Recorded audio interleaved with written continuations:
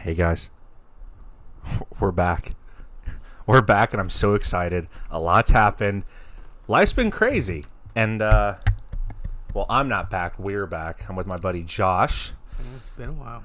Yeah. We're sorry. We're eating, and we didn't want to eat over mics, but yeah, it's been a little bit, and we decided to kind of bring back our little tribute to, again, one of my favorite podcasts out there. If you still haven't subscribed, you still haven't listened, please go subscribe to the Rewatchables. It's absolutely fantastic. And this is one that me and Josh were thinking about doing separate ones for, but we figured we'd just make it a massive collection.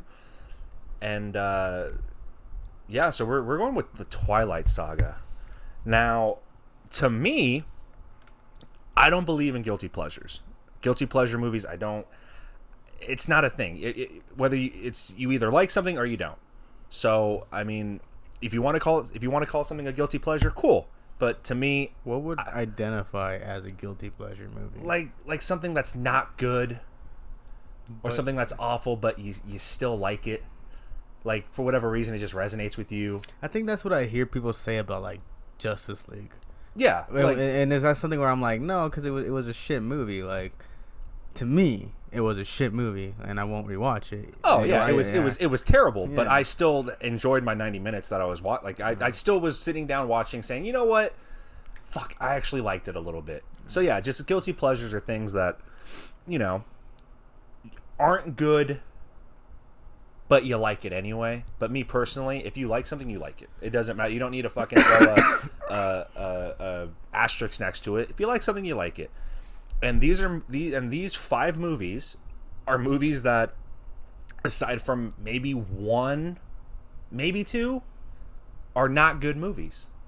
But performance-wise, box office-wise, they did what they wanted to do.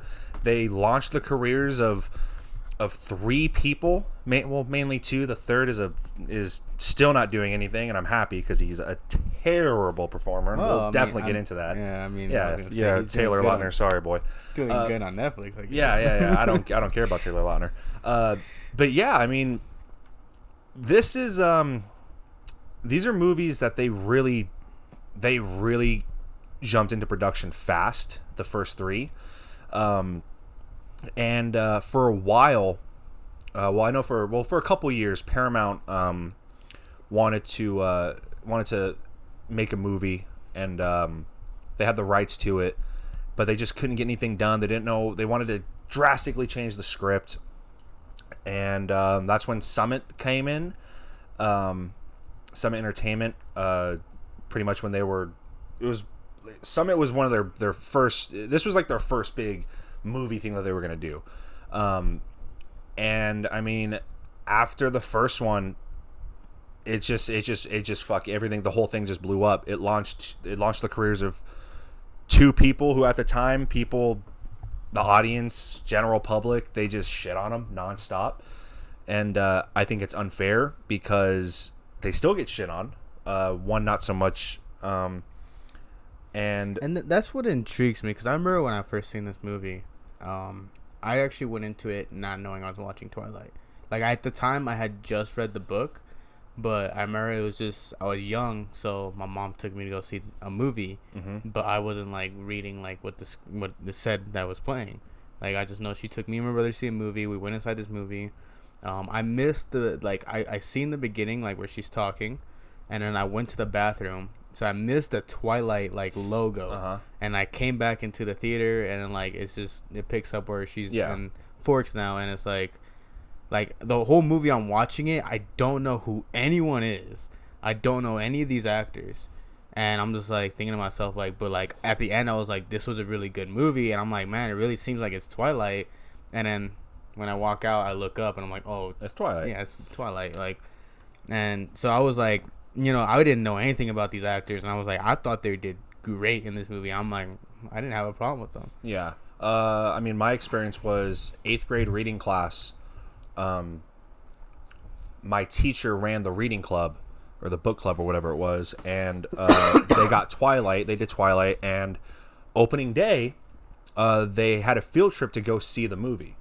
I didn't go, obviously, because I didn't read the book until I was a little older. But I mean, this movie, the first one,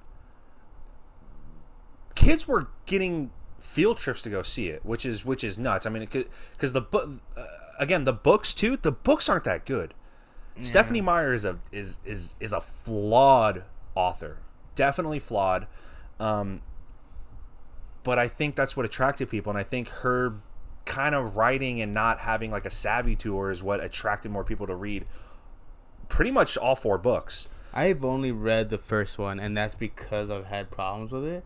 And then seeing the movie, I was like, once I seen the movie and like I compared it to the book, this is one of those times where I enjoyed a movie more than I did the book. And I I guess some people might not understand why, but it's just like for me, I was like, in this case, I for some reason I did just enjoy the movie more.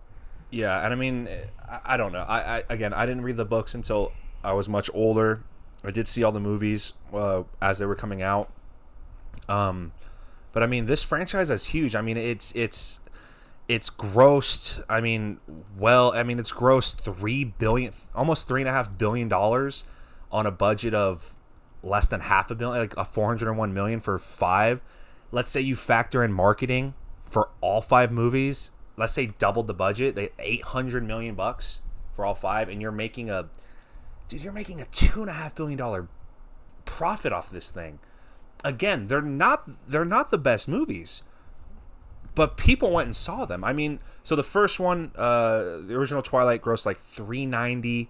Now it's at like $403 or whatever, just because of re-releases and all that stuff. But it grossed $390, and the New Moon the following year jumped up $400 million. Yeah. And the budget only went up by 10. Like it's so ridiculous. But I think I remember the reviews on that one. They weren't. Oh, New Moon was absolutely destroyed. Yeah. But again, it's just the way it was. And one thing interesting about it, I don't know if this goes with half-ass internet research, but I know that each movie had a different director. Yeah, that's what I was actually going to get into. Yeah. Summit wanted. They kind of wanted to do what the Harry Potter movies were doing, except the last 4, 5, 6, the last 4 Harry Potter movies were all directed by David Yates, so the same guy. But Summit wanted Twilight to have a different director for each movie. Yeah. Just because they wanted the same thing with Star Wars. They wanted a different tone, a different feel for each one. Catherine Hardwicke actually directed the first one. Chris Weitz, who directed New Moon, I think he did the best with what he had, and we'll get into that a little bit later. But New Moon, for whatever reason, is like, it's definitely up there. If I were to rank them, New Moon is probably the top 2 for whatever reason. Even though it's definitely the worst one, but for whatever reason, I identify with it for whatever reason. And Chris Weiss, he's known for collaborating with his brother, Paul. They did the American Pie movies. They wrote and directed the first American Pie movie. He helped co-write Rogue One. He also wrote the live action Cinderella. So like he's a talented writer for sure. I mean, he also has a fucking he also has an Academy Award. At least he has a nomination for screenplay. But so he's a talented guy, and I think if he would have wrote New Moon, it definitely would have been a lot better than what it was, because Melissa Rosenberg, the person who wrote all 5 movies, her thing was, I want to take everything in the book and transfer it to a movie. She didn't want to take different creative revenue or routes to enhance it. She wanted to take, here are your 300 pages and put it into a 100-page screenplay. So I think my big thing is, I think Summit really dropped the ball, and they should have had Chris Weiss write the screenplay. But like I said, they were, the first 3 movies, they were in production the same year they were released. or at least they were released, within 5-6 months of when they finished wrapping production, except for the last two, which it's so nuts to me, but they found a way to do it, and I mean, I know the new book just came out. Yeah, Midnight Sun, and I've had a lot of people actually message me saying, because like we were kind of like promoting us doing this rewatchable. Yeah. So I've had a couple people like actually message me, DM me saying, "Oh, dude, like, have you read Midnight Sun? Like, it's actually pretty good. Like, it's actually a lot better than the." And I'm just like, "Oh no, I haven't seen them, or I haven't read it. So fuck, I might need to read it." My thing is, like, I know, like, the reason why I want to read it, I do, but the reason why I'm avoiding it is because, like, it's a rehash. It's literally the same. It's the same book, just in a different. It's from Edward's perspective. That and yeah, it's just like, I don't know, like, cause like I when I heard it was coming out, I was like, would they ever do a movie on it? But, like, nah, they're not gonna do it. Yeah, cause dude, it's not. They're not gonna do it. And that's the most disappointing thing for me. Is like, I love the movies, and so or not love them, but like they are a saga of mine that I'm always. You just fucking you throw on. You rewatch it once a year, maybe twice a year. I know I rewatch them at least twice a year. As soon as they popped up on Amazon Prime, I was already watching it. Oh yeah, I was like, fuck yeah. But I was like, I knew they weren't gonna make. I know they're not gonna make a movie for it, but I was like, man, that's one of those things where it's like. They can't. There's no way anybody would agree to come back to it because they would just be refilming the same thing. Yeah. I mean, maybe what I can see them doing is they might ask Rob to come in and do some voiceover and then just re-release it and just edit it to where it's his voiceover and not Bella's. Yeah. But which again, I hope they don't do, and I don't think Rob would because he's Batman now. Yeah, he's and they would have to throw him a shit ton of money for him to fucking come back to it. But yeah, so I mean, we kind of jumped into the directors. David Slade directed Eclipse, and then Bill Condon, Academy Award winner. I think he's Academy Award winner, but he directed Breaking Dawn 1 and 2. Actually, yeah, he won Academy Award for writing. Which again, if he wrote Breaking Dawn 1 and 2, or at least one of them, they wouldn't have been as shit as they were, especially the first one. Because the first one was just absolutely destroyed by critics, and I can see why, but yeah, I mean, as much as I had problems with the first one, I thought that the second one was the one I would have more problems with. Well, yeah, New Moon definitely had. No, well, I was talking about like. Oh, Breaking Dawn. Yeah. No, see, I actually liked the second one. I liked it. Don't get me wrong, but it was just like, I don't know, that CGI baby just pisses me off. Oh like, yeah, I just that was so bad. Cause like they didn't even just CGI the baby, but like they CGI the whole like, baby. Yeah, like the teenage years, or not teenage years, but like as she's getting older, they still try to CGI like as a little kid, and I was like, yeah, you guys are doing too much. Like, slow your roll. But yeah, so I mean, again, these movies grossed $3 billion plus bucks. Their budget was so like, without Twilight, I think Summit's screwed, because this gave them fucking $2 billion worth of revenue. Yeah. After everything they put through, like I said, with production and their PNR, PNP or PNR, whatever. But I mean, like I said, the production went in really fast. We had I mean, we'll get into this with like casting what ifs too, but Kristen Stewart, she was already kind of established. She was already a young child actor. She's already known. She had already worked on Panic Room with Jodie Foster, which that's a really, really good movie. It's a Fincher movie. It's honestly one of my favorite Fincher movies. She had to, Catch That Kid, that one, the one in space. I forgot the movie where their house goes to space or whatever. Oh,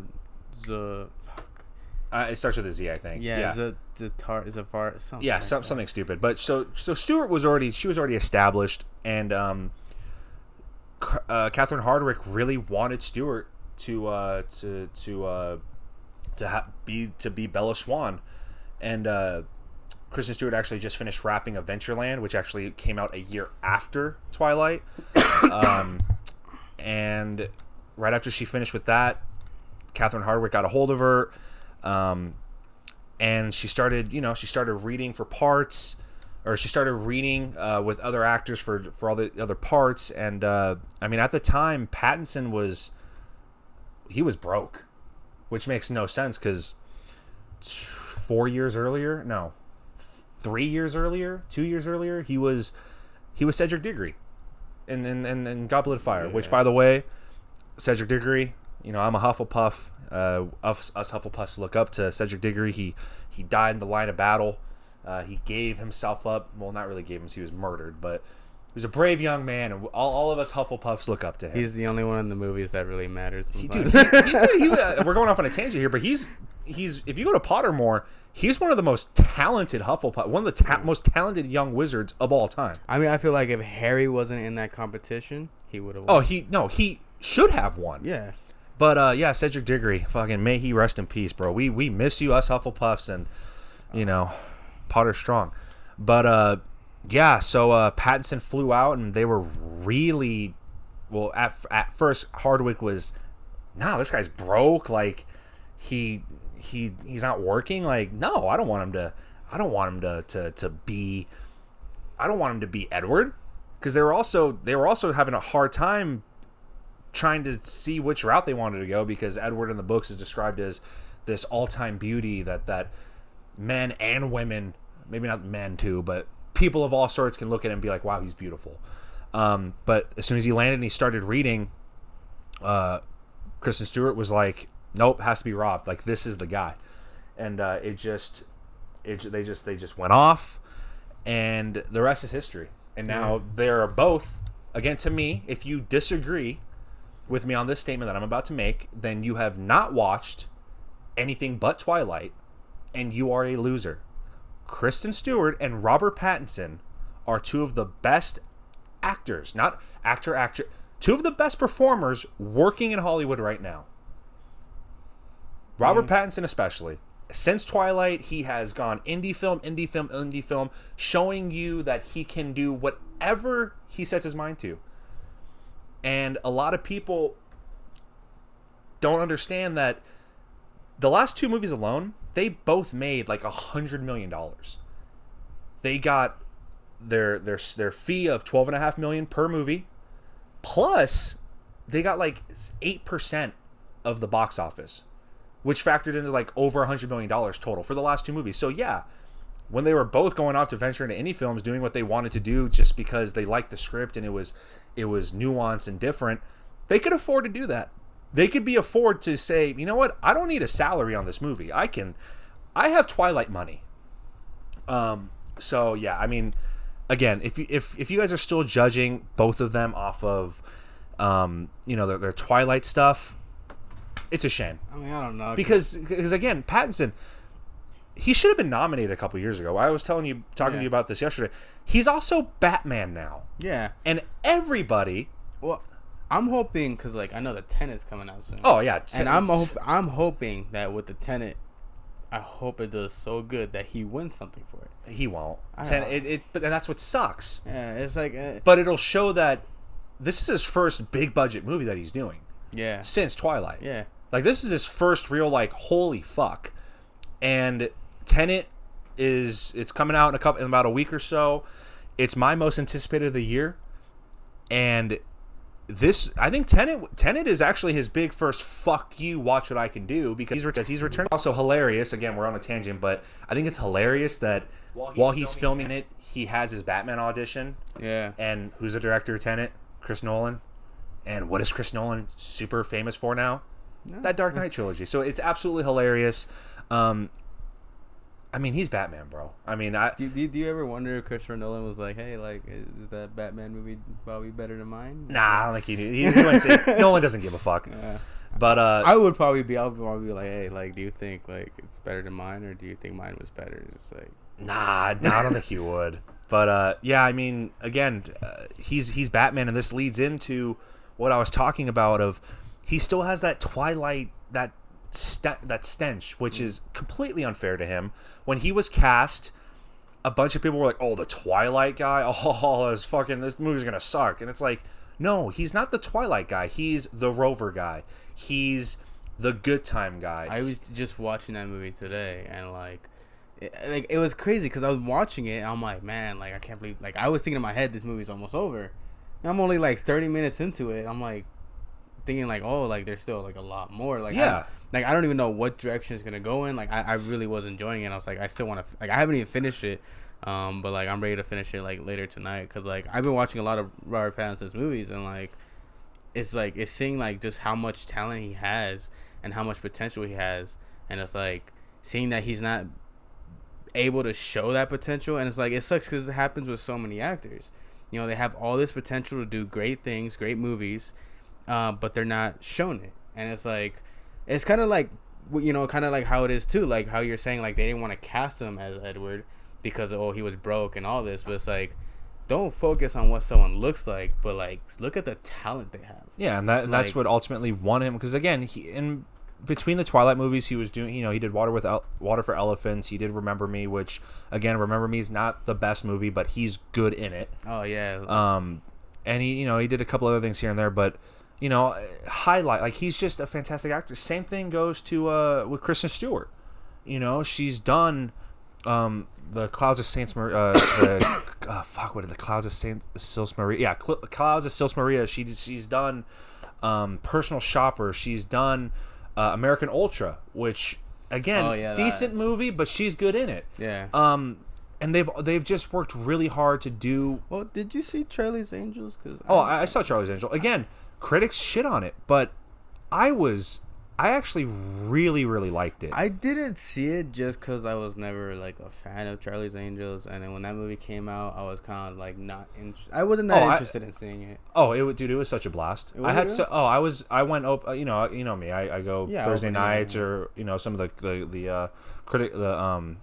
the press screenings, but I was there opening night Thursday night. I had so much fun with it, and she was really good. It was a different side of her that we'd never. Yeah, she was funny. She was sexy. She brought a lot to it, and I was fucking smile ear to ear the whole time. And that's the one thing too, like, cause I seen the trailers, and it's like that's the only thing that attracted me to it was seeing her in like a different role than what they usually, cause they usually put her in like the moody like girl who's like. I can't really express her. Like, dude, she was fantastic. And like when I was watching the trailers for it, like she's all hyped up, she's excited, she's moving around. I was like, man, like this is kind of like what I want to see her do, like something different. And it's like, man. She was fantastic. And then a couple months later, she had Underwater, which it was kind of like it was a sci-fi horror film, which she was actually also pretty good in. Again, not the greatest movie. It was good, but she was great in it. And I mean, there's not really much else to say. I mean, we can pretty much just jump into the categories. Again, so we're merging all of the movies together. And as with all the categories, it's not we have to pick one from each movie. It's of all the 5 movies, whatever we want to throw in there for a nomination for our categories. That's the thing. So, hey, guess what? Eclipse, if you don't get a nomination for anything, sorry, got to move on. See, one thing, like, okay, I don't know if I should jump into this because, like, there's one thing that I put, like, for, like, each movie what I enjoy. And I know no matter which movie it was from, I enjoyed seeing someone's backstory. Oh, like, that was always the enjoyable part. Like, even, like, from Eclipse, you learn about Jasper's backstory. Yeah, Jasper, Rosalie. Yeah. But, yeah, so fuck it. Let's just jump right into it. So we'll start off with, most rewatchable scene. And we'll try to just make this kind of a little quick for the categories, but I'll just start right off. The first time Edward and Bella meet. Not the first time where he fucking almost throws up, but the first time that he comes back and their interaction in biology or whatever they're doing.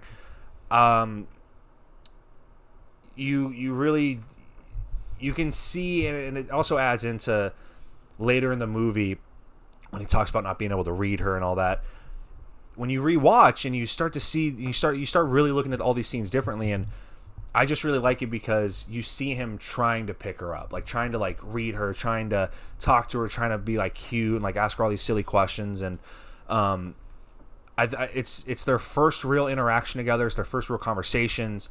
So I mean, I really like that scene. I also really liked it, but I think the reason why I liked it is because like for me personally, when I seen that, I was like, okay, when I like a girl and she sits next to me, that's my reaction. It's just, hey, like trying to like, I always try to read people, and it's like, this is like one of the, like, that's always one of those times where it's like, I want to read this person, but I don't want to like be disappointed. Yeah. So I'm very like, it gets very awkward. You ask a lot of questions, And also, usually when that happens with us, it's we didn't almost throw up when we saw it the first time. And then miss school for however long they missed school. It was 2 weeks, 2 days. What, he was gone for like a week or some shit. Yeah. But yeah, I mean, we both had that one down. Another scene, again, is from the first movie. I have after he saves her, and like they go on their field trip and all their interactions. It's like a 20-minute period of time, but I really like that because Pattinson is so just like he's so snarky, and I fucking love it because he's like, he doesn't give a fuck. Yeah. Like literally after Bella gets looked at by Carlisle, he goes and talks to her, and she's like trying to get stuff out of him, and he's straight up, he's like, can't you just thank me and get over it? And it's just like, wow, like that's my boy, like that's some good shit. And then when after they go to the freeway, or to the field trip, when they're walking back and he has like his mood swing and he's like, yeah, we shouldn't be friends.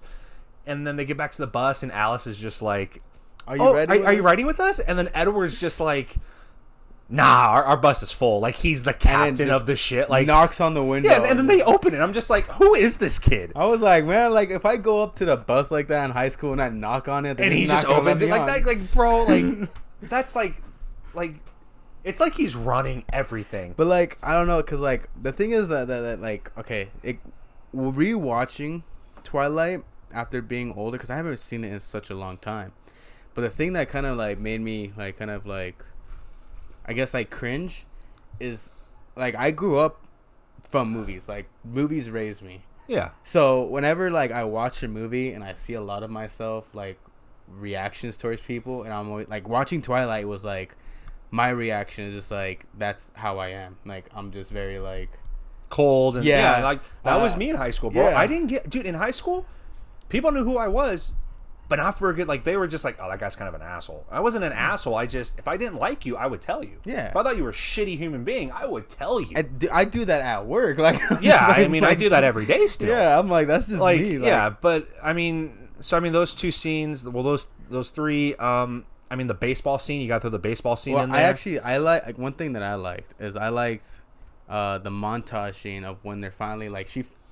Oh He is, and then they do like a little montage, like, oh, like it was just funny to me how he's like, she's like, everyone's staring. He's like, well, not that kid. And he's like, oh, well, he's yeah. That's so funny. Like when they finally, and then I like that when they get to school, and then and he's like, well, I'm going to hell anyways. Like it's just it's so funny. And so the baseball scene. Oh, the baseball.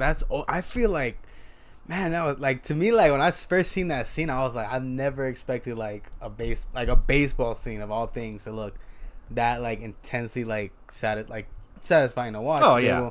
Like I was like, man, like now I want to play baseball, but I'm like, oh no, it's not really like that. Yeah, no. But no, the baseball scene. And then I also had I just had it. Where is it? The baseball scene, and then I also had the what was it? The montage. Oh God, I'm losing it. I didn't even write it down. Was it when they're at the introduction to the parents? No, it wasn't that. It was baseball scene. I think it was before the baseball scene. Introduction to Bella's dad? No. By the way, Charlie's fucking Billy Burke. He'll get into it in the other categories. I feel like that's you as a dad, like where he's like, let him in. Like, oh no, dude, Billy fucking Charlie is me as a dad. Like literally, he's me. But no, the baseball scene, and then the ending, the final battle with James, and then the prom. Them dancing, and then we see Victoria fucking just staring down at him as Radiohead plays in the background. But I mean, those are kind of my scenes from the movie. Yeah, from the first one. I mean, do you have anything else or? Yeah, so that's basically what I got. Like, I even have that Edward versus James scene because I was like the only action movie in like that whole movie, really, and it was very intriguing to watch, and I liked it. Yeah, but after that, yeah, the prom scene. I like how you get to see like all of her friends. Yeah. And like they're all like at the prom now, like with each other, and it's like I liked it. It was like a feel good like ending, and then Sets us up for New Moon. Yeah, and then so now it's a New Moon. Yeah. And then so most rewatchable scene for me, New Moon is a little different, because some are scenes and some are sequences. So for me, the extended edition especially, I really like after Jacob gives Bella the dream catcher, when they're walking in the halls, and I mean the dialogue's not the best, but I can relate to it because I've been there, like talking to my girlfriend or whatever, and just their whole conversation in the hallway, leading up to Alice and Jasper, and then then Alice like, oh, we're gonna throw you a birthday party, and then Jasper influencing her emotion, which is where you see what Jasper can do, and he influences emotion. So I have that scene. I also have the breakup scene. Oh yeah, I have the breakups. It's probably one of my favorite scenes in the entire franchise, because that's, I mean, Pattinson's, again, couple dialogue choices I wouldn't have necessarily picked if I was directing, but what Pattinson does in that scene, it's really good, and you can see, you can actually feel as if he's actually breaking up with his girlfriend in real life, and for whatever, again, it just resonates with me. You think that's how the divorce went? No, they were never married. I'm happy. I'm actually happy they broke up, because that was fucked up. Don't get me started on that. But yeah, so their breakup scene. I mean, New Moon doesn't really have a lot of rewatchable scenes because it's kind of a depressing movie. Yeah, it was very uncomfortable to get through. I might say. I know for me, like, something I was actually intrigued in was your first introduction to the Volturi. Oh yeah, and that's the other thing. And then I only have a couple other scenes. Is Bella and Alice going to Italy, and then the ending fight with the Volturi, which I think is actually a really cool scene. I really like it, but those are the only scenes I really have for New Moon. I don't really, because it's such like it's kind of just a bummer of a movie. It's just kind of sad, and like it's kind of like just like I feel like if you're going through like a tough time and you just want to watch something to feel relatable, there you go. Yeah. Like, and then I remembered the other scene I was thinking of in the first Twilight, the dinner scene when after Edward picks her up from the guys and they go to dinner. That scene made me laugh because like the like it's funny because like I don't like to answer that much questions from friends, and every time a girl asks me a question, I'm like, I don't want to answer that. They're like, all right, I'm just gonna get up and leave. I'm like, no, stop. Yeah, exactly. Okay. But yeah, that was another scene that I totally forgot. But yeah, back to New Moon. I only have those 3 or 4. Do you have anything different? Do you have anything you want to add? Or is it kind of the same thing to you? It's just a bummer, and you don't really. Yeah, it's not a lot of rewatchable. Honestly, that Volturi scene is the only one I will rewatch. Like I will sit and rewatch every. If I walk into a room and New Moon's playing, I'll. Oh well, one scene that I did enjoy, but it's not really like rewatchable, but I did enjoy it. Was like the awkward triple date. I don't know. Oh yeah. When Mike takes Bella to the movies and starts barfing to the whole movie. I cannot stand Taylor Lautner. And then, he tries to get all like tough with him because he's getting those werewolf instincts. Yeah, it's just even, like, so bad. But that's the thing that's a bummer too, is even like finally seeing like Jacob like transform into a werewolf. Like to me, it's not really rewatchable. Like if it happens, it happens. But I wasn't like. And that's what sucks too, is like the mythology in this franchise is really cool. I just think they dropped the ball. But you get a better mythology of what's going on in Eclipse. And you do, yeah. Yeah, and like in New Moon, you kind of just don't get anything. Like you kind of just get like bits and pieces, but nothing. Yeah, nothing that we really get to see like we do in Eclipse. But yeah, speaking of Eclipse, those are our scenes.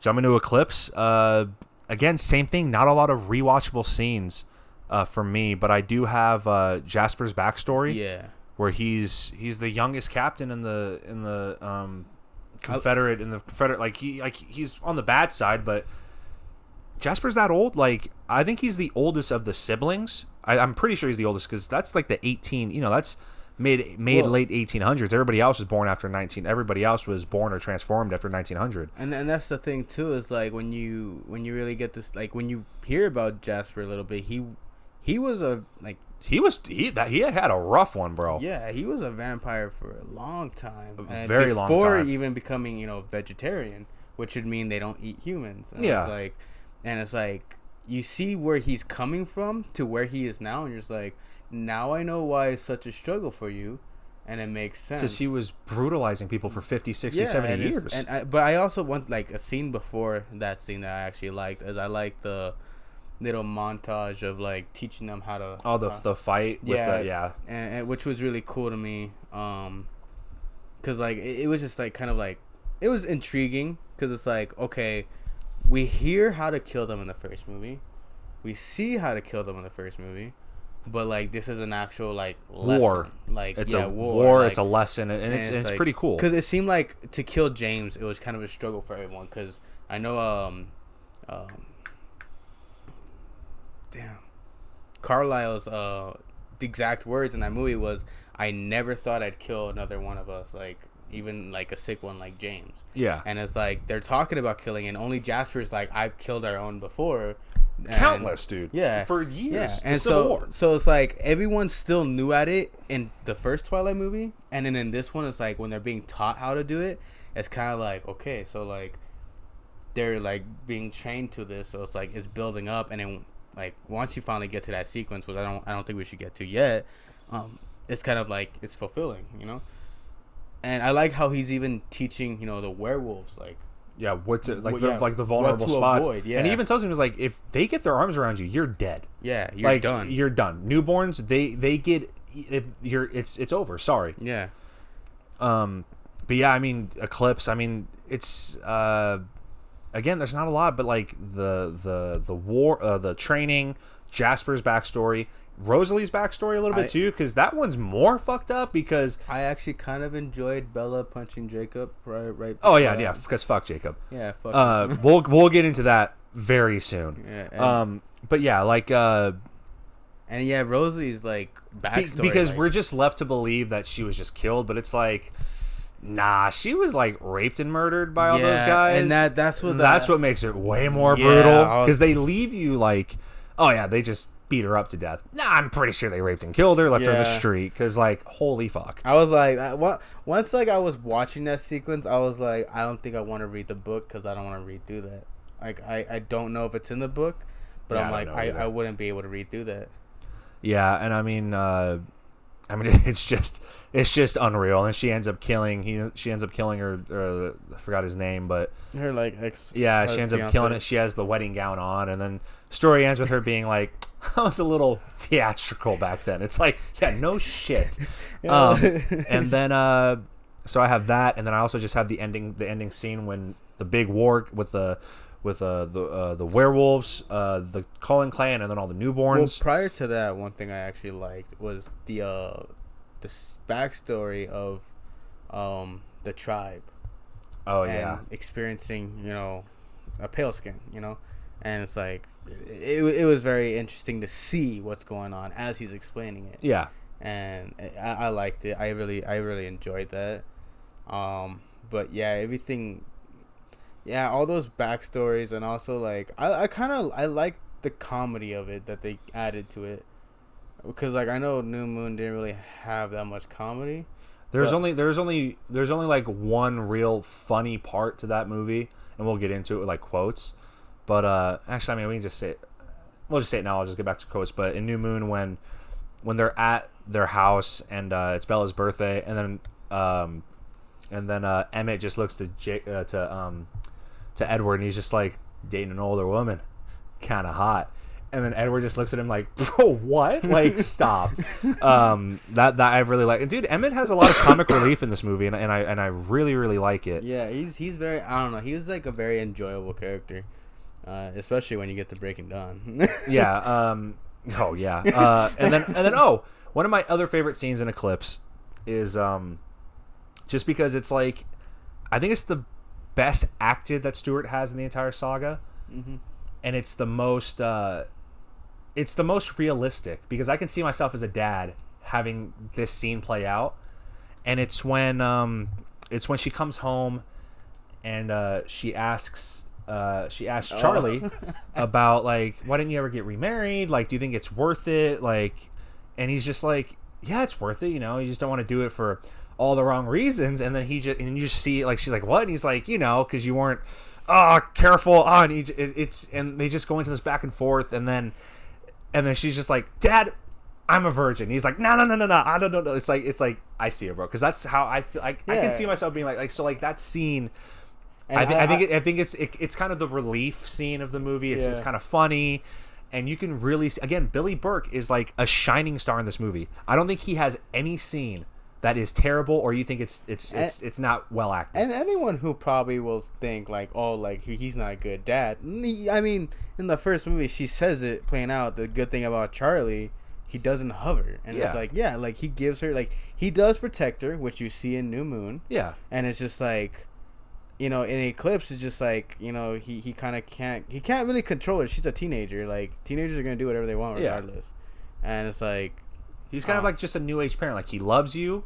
If you do something stupid, he's like, he grounds her when she fucking goes across the country. Like, he doesn't just let her get away with shit. Yeah, he's like, yeah, you're grounded. Yeah, and that's what I really, I don't know, just that scene I really, really like.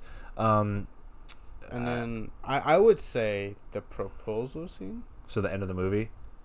Well, because he proposes to her. Oh, yeah, no. He doesn't propose when she stays at the house. She asks, how would you propose? Oh, and then he talks about it. He proposes at the end of Eclipse. Well, it's because, like, it seemed like he proposed. No, didn't he? No, okay, well, because it seemed like he proposed because I think the reason why I thought he proposed was, actually, I think he did propose in the house. Yeah, he did, because I think what you're thinking of is the end of New Moon where he's, like... married. No, I wasn't thinking of that. But no, I just... Yeah, because the end of Eclipse is... They're talking about the wedding. That's what it is. So he does propose at the house. He does propose because then Jacob finds out and he's like, "You're marrying him." Yeah. So that's definitely my bad. Yeah, but it's like, then again, like, dude, that's her boyfriend. Yeah, like, fuck off. I also still can't stand Jacob. Taylor Lautner's horrific. That's why he hasn't been in anything in 15, 20 years. Oh well, he launched Abduction, which did a shitty movie. Yeah. But yeah, so I mean, that's all I really have for Eclipse. Do you have anything else, or is that it too? All right, well, this one's going to be very easy. Breaking Dawn Part 1. I literally just have the wedding and then the end of the movie when the clan attacks the Cullens. Those are the only two scenes I have. I have the wedding, the honeymoon. Okay, I can throw the honeymoon in there. Yeah, because the honeymoon, it was just funny how she's like... She's trying to be like... She's trying to get laid. She's like, dude, like, you'll fucking... Oh, and like, we're she's married. Like, I like how, like, when you see what Alice packed her, and she's like, oh, my God. That is funny, yeah. Pretty much from the wedding through the honeymoon up until she starts throwing up, it's actually pretty good. Yeah. Like, yeah, it's just absolutely hilarious. And then... Oh, yeah, so, like... Those are the only scenes I have. Well, everything else is just bullshit. Well, I don't know. I kind of enjoyed Charlie seeing... No, because that's the wedding. I was thinking Breaking Dawn Part 2. Ooh, someone's got an email. But yeah, that would have to be it. Just the wedding, the honeymoon, and then the end. That's literally, those are the only two. Yeah, that's literally all I have. That's literally it. Like, I don't know. Everything else is just kind of like, either I don't want to remember or I just... Because it's not a full scene. It's just 30 seconds here and there. It's just not a lot. It's just a constant, like, seeing Bella just even more and more, like... pregnant and fucking... And absolutely... She looks like a mother after the first year while being pregnant. Yeah, like, it's... Oh, God. But yeah, so those are the only two. Breaking Dawn Part 2. Again, I only really have a couple. I have, obviously, Bella waking up. Her waking up all the way through her first hunt. Actually, all the way through her first hunt and then pretty much almost killing Jacob. Which, again, she didn't really act that well, but, you know, she was young and she was learning. So I only really have that. And then... I mean, that's literally that, and then the end fight, the big fight when they're collecting everybody, like when everybody's together and they fight, and then maybe I would throw in when they're around the campfire and all the other vampires are telling them like all their stories, and that I forgot his name, but he was like one of my favorite things is you're seeing how old these guys, like those two brothers, they're like 1,000-something years old. Like it's like, oh my god, like you guys are that old. Like what the fuck? Yeah. And you start hearing like, oh yeah, I was this close to getting custard. Like oh yeah, because he's like, name any war, and I was there. I think they said Raging Bull, no? I think so. Like he and then there was Civil War or whatever it was, a revolution. He's like, was this close to getting custard. And it's like, oh my, that's so cool. Like you never really think about that. And then you have the Irish people being like, just show up and be like, oh, like no one like the Irish, rebellion, like the rebellion or something. He's like, you guys lost. He's like, but it was a long rebellion. I was like, dude, but it was a good rebellion. And it's like, oh my god, you fucking idiot. Oh, yeah. I just like that whole like grouping them up scene in general. Yeah, the campfire. Well, finding them all too, like that intrigued me as well. Yeah, I could see it because it was interesting to like seeing what part of the world they're going to just to find them, and then like you're seeing all the, like a lot of them like what's his name, Rami Malek. Yeah, he introduces like himself, and he has like this power to control like elements. Elements. Airbender. But yeah, I mean those are really the only scenes I have, and then maybe the end after, when everything's over with, and then Jacob and Edward have that little talk, and he's like, "Can I start calling you Dad?" And he's like, "Nope." Like, also awkward and weird. Like, stop. Don't do that. It's like, bro, she's not even a teenager yet. Yeah, dude, she'll be, when she's 7, she'll be fully grown, which is still weird as shit. But yeah, I mean, there's not a lot of rewatchable scenes in the Breaking Dawn movies. Yeah. I mean, I kind of like, okay, so like, this is just more like, personally, like, I liked seeing their house that was built for them. I'll get, that's in another category. No, that's in another category for me. But yeah, no, I know what you mean. It was a nice house, really lovely. So I mean, that's it for the scenes, unless there's anything else we could think of. I mean, is there anything else? Because I can't think of a single thing. I would say for Breaking Dawn Part 1, Edward's backstory. That's before the wedding. Yeah, I do like that. Yeah, because like I like how you see, because he's like, I killed people, and like, and I like how her reaction to him coming in is, oh, you're getting cold feet, and he's like, are you? Like, yeah, I know. And it's like, I don't know. One thing that bugged me is how Edward's like, are you sure about this? Like, are you sure? Because like now it just looks like he wasn't sure. Yeah, and it's like, dude, you spent an entire movie asking her to marry you. Like, what are you doing? It's like, and you think she's the one getting cold feet? Yeah, no, like, fuck you. She was the one wanting you to turn her in the first movie. Like, yeah, the first movie, you left her the second movie. She tried to kill herself for you the second movie. The third movie, you proposed nonstop. I proposed twice, and like. Now you're just like, you're there for the wedding. You're asking her if she's sure. Like, I'm pretty sure she's not getting cold. I'm pretty sure she knows what she wants. Yeah. It's just like, do you know? But like, then again, I'm the same way, because I'm a very like, oh, like, do I deserve this? Do I deserve to have this great like thing? Like, and like, I try to see it from that point of view, but I'm like, hey, you're pushing it too far, man. Like, but no, I get it. But yeah, okay. Well, now we got to vote. I only have three that I'm gonna nominate. The end battle in part 2, the Charlie and Bella scene in Eclipse, where they have that conversation about marriage and everything, and then the wedding. Those are the 3 that I nominate. What of those 3? Is there anything else you would want to nominate? I would want to nominate that baseball scene. Okay, so 4. Yeah. Okay, so which one would you choose? Which one would you? Because I'm torn. I want to say it might be clear cut, the ending battle, but the only downside to that is that was a possible future that Alice saw didn't actually happen. Because especially because when we didn't really talk about it, but when Aro kills Carlisle, I remember being in the theater and everybody was like crying. Yeah. Like, and you're just like, oh, fuck. This is not the book. That made me mad, because I was like, wait, he was one of you. Like, how is it that easy? And they just kill, and then you see it when after they kill Aro, they just like, it just goes back, and it's like, oh, you fucking dick tease. Like, what are you doing? Well, as much as, and one thing that, like, I don't know if this renovates with like the battle scene, but I know when you get introduced to the vampire like child, or birth child. Yeah. That he's grown up now. The thing I liked about him was how he's from the tribe, and it's like I'm kind of like thinking like, can you guys like show what Edward would look, or not Edward, Jacob would look like right now, like seeing that like someone from the tribe is here, but like I think it's like they're from like a different tribe, but yeah, it was still intriguing me because I was like, is it possible he can be a crossbreed? Like, no, I don't think they would actually do that I don't think they would do that in fucking. Well, who in knows? this franchise. I mean, with Jacob being with Renesmee now. Yeah, but I mean that might be cool if they wanted to expand. Not expand, but just really get more into the mythology. But then they would approach the whole it's never been done before type stuff, and it's just I feel like it just gets messy. Yeah. But yeah, I mean, fuck. I honestly, out of those four, personally, I'd have to say the wedding. See, that's what I was thinking too. Like you want to say battle, but that's third to me. It would go baseball scene, battle, and that's where I'm getting. I want to say the wedding.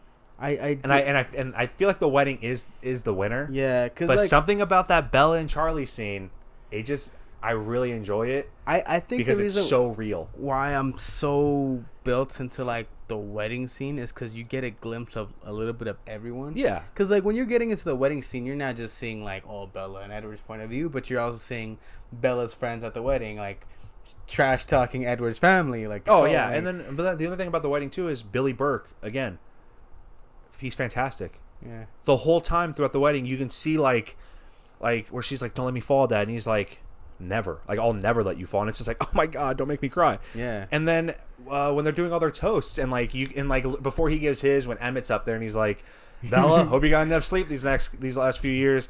You're not gonna be getting any for a while." Which is like a wink because it's kind of like. But people in the audience think it's sex, but it's like no, she's literally not gonna sleep. Yeah. But when they pan over to Charlie, he hears it and he just kind of rolls his eyes, takes a drink of his champagne, and then his kind of like speech, and he's just like, and that's what I like is like you get a glimpse of everyone, and then it's like you even see Anna Kendrick go up there, and it's like like.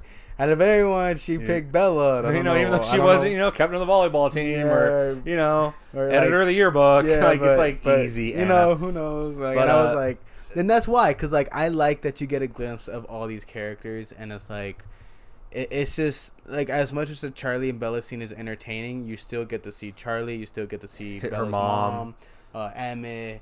The cousins from Denali, all the other cousins. Like that wedding scene. That's what his name was. That wedding just kind of just builds and just shows you so much, and it's just like I don't know, like I enjoyed it, and also like even just the ceremony alone, like 1,000 years playing in the background, and just like finally seeing them like just come together. It's like it's nice. Yeah. And then hold on, because I want to pull up his name. I totally forgot it because that's for the other. One of the other categories. Oh God, there it is. But yeah, no. So, yeah, I mean, yeah, we might have to do. It might be the wedding. Yeah. Wedding's the most rewatchable scene. I do honestly, in my opinion, I do wedding, baseball, fight scene, and then the Bella Charlie. Yeah, see, I'm baseball, battle, Bella Charlie, and then wedding. Yeah. All right. Well.